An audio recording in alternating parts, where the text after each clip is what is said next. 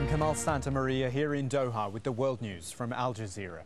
The Libyan man convicted of the Lockerbie bombing has been released from prison early.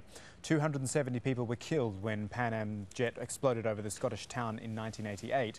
Abdul Basit al-Megrahi has terminal cancer and he's been freed despite objections from the United States and the victims' families. Nazneen Mashiri has more from outside Greenock Prison in Scotland.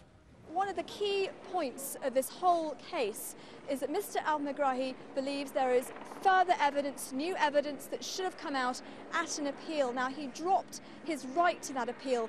It's not clear why he did that, whether he was pressurised to do so, whether he felt that it would help bring about his release sooner rather than later, but he has dropped that appeal, and that has angered British relatives of the Lockerbie victims who feel that new evidence which would have shed light on what actually happened over the skies of Lockerbie would have come out of that appeal.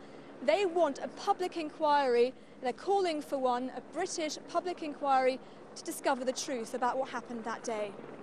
And our other major story, Afghans have gone to the polls in presidential and council elections despite threats from the Taliban.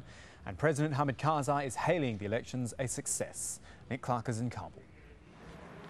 Yeah, so the vote is finally over. 17 million registered Afghans had their opportunity to have their say in the future of the country and to vote for a president a second time round. How many did actually vote is unclear at the moment. Early indications are that in the north and in the east of the country, voter turnout was stronger, and in the volatile south and in this Kabul area, there were less people inclined to vote. Issues of electoral fraud have cropped up to get today as expected. This business of ink staining the finger, where voters go in and get their finger stained by ink to prevent voting a second time round. Some have been able to get the ink off their fingers. Those are the two main stories we're following here on Al Jazeera. There's plenty more on those and the rest of the day's stories at our website at aljazeera.net/English.